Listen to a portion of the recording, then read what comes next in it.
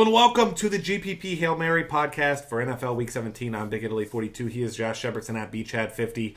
Trying to find some plays that not a lot of people will be on, obviously, with some big upside. Final week.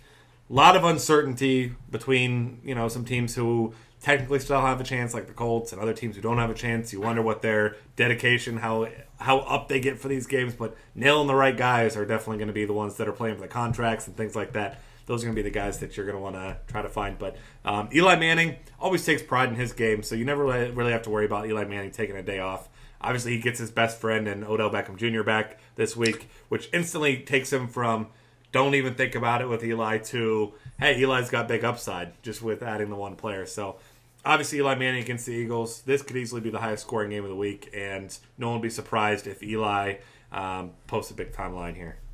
Yeah, it's got a big old juicy 51-point over-under total, second only to the Saints-Falcons. So you're definitely right. Could be the highest scoring game. Should be a back-and-forth offensive-minded contest because neither of these defenses is any good at all.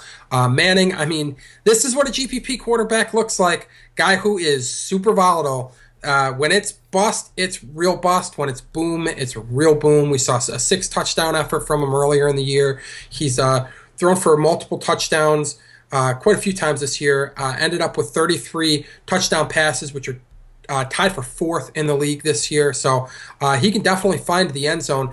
And as you noted, OBJ is what fuels this offense. And when Manning has OBJ, he's got upside. And the Eagles can't defend number one receivers, so that stands to reason that OBJ should have a good game. And if OBJ has a good game, it means Eli had a good game. And Giants favorites in this game, in the game with a 51-point over-under total. Their team over-under total is 27.5 points.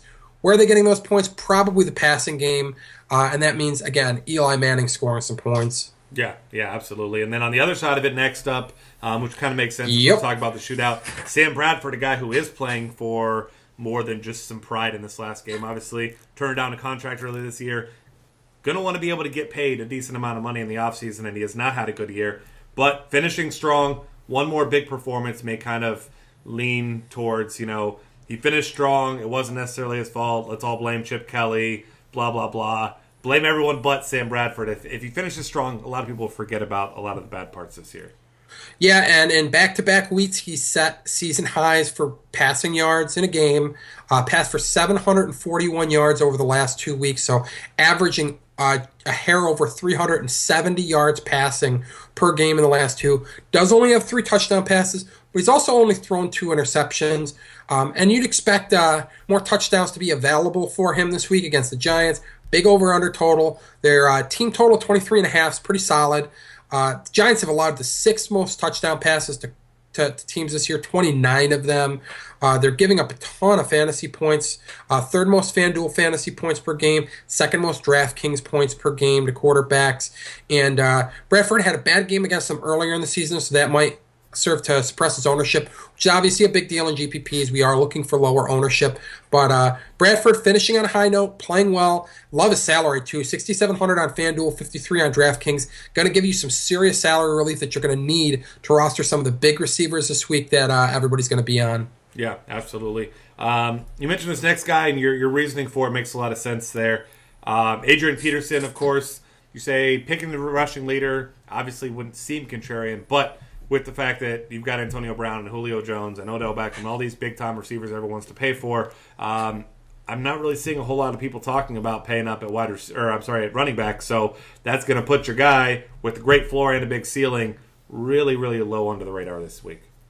Yeah, and even some of the other elite backs are getting more love. Devontae Freeman, Todd Gurley against the 49ers. So it's not even just that he's competing with the big-priced receivers. He's got guys ahead of him in the pecking order at running back as well. So really liking Adrian Peterson as a contrarian pick. Should get under 20% ownership, and you don't usually get that from a guy who leads a position or leads a major statistical category like rushing yards and rushing yards per game. Ranks tied for 3rd in touchdown rushes this year. So finding the end zone as well. He's got 10 touchdowns. Packers, they don't stand out as a soft matchup if you just look at fantasy points allowed to running backs this year, but they've given up the 12th most rushing yards per game, 116.9. They're tied for the 5th most rushing yards allowed per carry at 4.5, and they're tied for the 8th most rushing touchdowns allowed with 12. So they've been getting beaten on the ground by backs this year. Hasn't resulted in a ton of fantasy points, probably because they haven't been beaten through the air, but that's not really Peterson's game. So you get a back like Peterson who beats you on the ground against the defense that's giving up chunks of yardage, lots of yardage, and touchdowns, and it spells high upside for Peterson. And the fact that this game only has a 3-point spread means that he should remain busy all game, which was a problem the first time they played. The game got out of hand. He didn't get as many touches as he wanted. But if this game stays close like I expect it to, you're looking at 20-plus carries probably for Adrian Peterson. Yeah, I mean, that's a good point. This is a Packers offense that has just not looked good at all, so you don't imagine they're going to be run away with against anyone, especially against a good defense. Chris Thompson next up. Obviously, this is your deep sleeper here. And this is a guy who's a pass-catching back, and obviously you like him quite a bit on DraftKings where he's really, really cheap. And this is going to be an interesting one because really nothing on the line in this game here. So it's going to be interesting to see who actually plays and who actually doesn't. But definitely your theory of putting him in there to get some big back or some heavy hitters definitely is a pretty solid one. Yeah, and I mean, the backfield is crowded for the Redskins, but is it really? Matt Jones is nicked up, probably not going to play. Pierre Thomas is nicked up. There's no benefit to trotting him out there. They can't improve their playoff seed. They're already locked into the playoffs. So erring on the side of caution with him makes a lot of sense. Alfred Morris is healthy, but why run him into the ground when he is your lead running back in terms of carrying the football? Then at least Chris Thompson, who's a pretty dispensable piece. I mean, he's not going to be a guy that if he gets hurt, all of a sudden the Redskins' playoff chances evaporate to nothing. So you kind of just try him out there, and it feels awful to say like that they don't care about his health, and that's not what I'm implying, but an injury to him is certainly less damaging than an injury to somebody else in that backfield. And it gives an opportunity to some of these other guys to rest. Also, speaking of rest, got to figure Deshaun Jackson and Jordan Reed aren't going to be used heavily, if used at all this week. So there's another couple pass catchers, the top pass catchers on that team that probably aren't going to be utilized. I mean, they've been nicked up this year. They both have lengthy track records of being hurt, so there's absolutely no reason to play them a lot. And at least Chris Thompson is a guy who should move up the pecking order in the passing attack. He's been a pretty good receiving back this year, and he's facing a team that really struggles to defend running backs in the passing game. They've allowed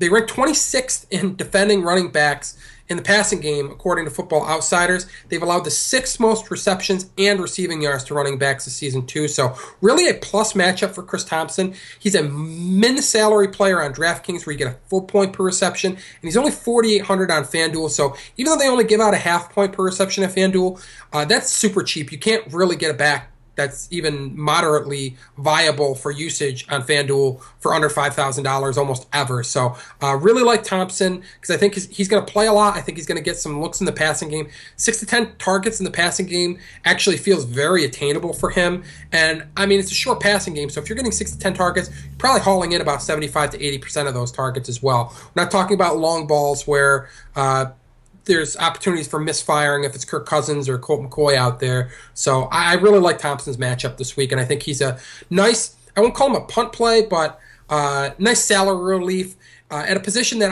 I don't feel like paying up for, with the exception of maybe Peterson this week. Yeah, and there's really not a whole lot of options there either. I mean, I've scrolled the bargain bin as well, and you don't really feel like great about anybody. So I like that call. Next up, a guy that you and I are both high on, as we mentioned, 1, 2, 3 big receivers. There's Brandon Marshall in there as well. A lot of guys in good spots that are big names. AJ Green, though, with a backup quarterback who has a wrist injury to his non-throwing hands. Obviously, though, the Bengals still potential to get the 2 seed after choking it away last week. But AJ Green and AJ McCarron have already had some pretty decent rapport. They've hooked up for a touchdown each of the 2 games so far.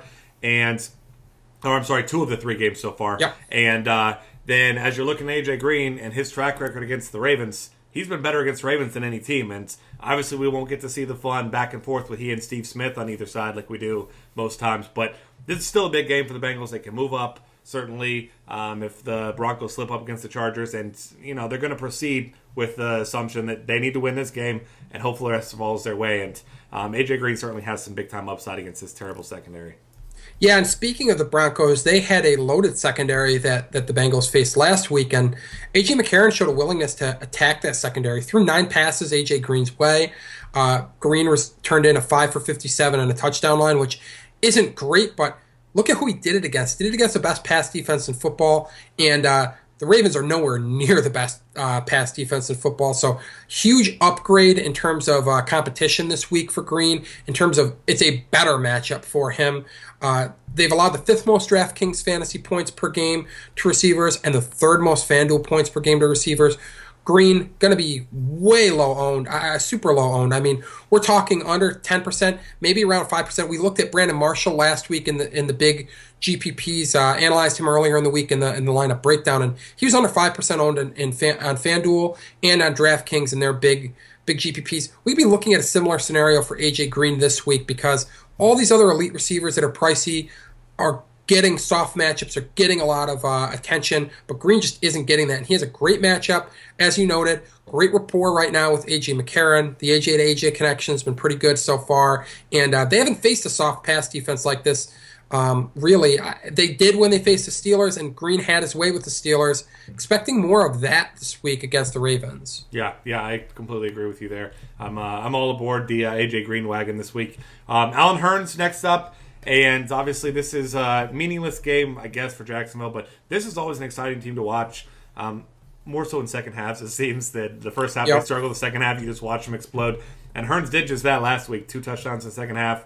Had a couple garbage time catches as well, as this is the garbage time extraordinaire team. And Houston technically is playing for the title, or for the division title, but, I mean, barring an absolute world-ending miracle, they could lose this game and still win it. And obviously, Allen Robinson going to have the tougher matchup. So Alan Hurns, as it has been a lot of times in tough matchups, he's just kind of open there. And this guy is a touchdown machine. Yeah, he's got 10 of them so far this season. Big playmaker, too. I mean, averaging 72.4 yards receiving on 4.4 receptions per game this year. So, I mean, he's getting big chunk yardage on his receptions. Those 10 touchdown grabs are tied for 10th in the league. So he ranks amongst the league leaders in touchdown grabs. And as you noted, Allen Robinson going to get the tough draw, likely to get Jonathan Joseph in coverage. Allen Robinson's still going to get higher ownership, though, because everybody's been on A-Rob all year, whereas Hurns going to be that second receiver that draws the better matchup and going to get the lower ownership rate. It's just been the case every week of the season. I don't see that changing this week. Draws Kareem Jackson in coverage according to Pro Football Focus. PFF ranks him 61st at the cornerback position, and Football Outsiders ranks the Texans 22nd defending number 2 receiver. So that's a nice draw for Allen Hurns, and he's finishing the season really strong. He's got 2 games besting 100 yards receiving in his last 3. So, and he caught a touchdown, at least a touchdown in each of those 2 games that he went over 100 yards. So another 100-yard effort with the touchdown is well within reach for Hurns. Yeah, I'm a big fan there as well. Last up, Benjamin Watson, a guy who, if you love recency bias, this is a good spot for him. Struggled last week despite Drew Brees having a monster game. He was trying to throw down the field more. Obviously, Watson, more of the volume and red zone target than he is the deep threat, of course. But this is a guy that still is in one of the most potent passing attacks every single year. This is a game that should be high scoring, as most Saints games are. They can't stop anyone on defense, which is perfect for setting up opportunities for their offense.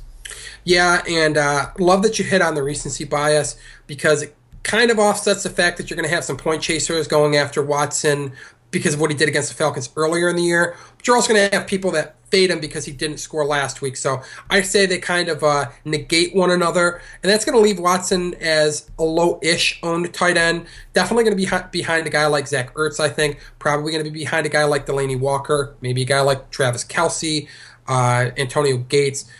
So we're talking about a guy who probably, I would guesstimate, is going to be outside the top 5 owned tight ends at the position this week.